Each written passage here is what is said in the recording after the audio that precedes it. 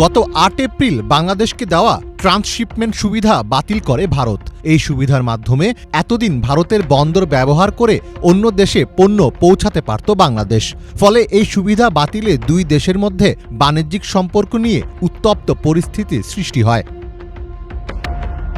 প্রাথমিকভাবে আশঙ্কা করা হচ্ছিল ভারতের এই সিদ্ধান্তে বাংলাদেশ হয়তো বড় কোনো সমস্যায় পড়তে যাচ্ছে, কিন্তু বাংলাদেশের অন্তর্বর্তী সরকারের পক্ষ থেকে বলা হচ্ছে এ নিয়ে কোনো সমস্যা দেখছে না তারা। উল্টো বাংলাদেশের পক্ষ থেকে ভারতকে দেওয়া ট্রান্সশিপমেন্ট সব সুবিধা বাতিল চেয়ে সরকারকে লিগ্যাল নোটিশ দেওয়া হয়েছে। এরই মধ্যে পররাষ্ট্র সচিব, অর্থ সচিব সহ সংশ্লিষ্ট দপ্তরে এ সংক্রান্ত নোটিশ পাঠানো হয়েছে।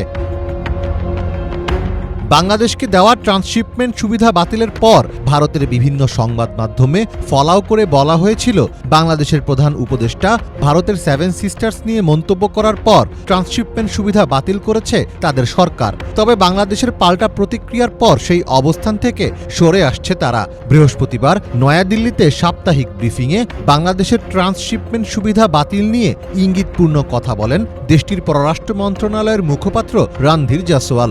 এ কূটনীতিক বলেন, দেশটির বিমানবন্দর ও স্থলবন্দরে পণ্য জটের কারণেই এমন সিদ্ধান্ত নিয়েছে ভারত।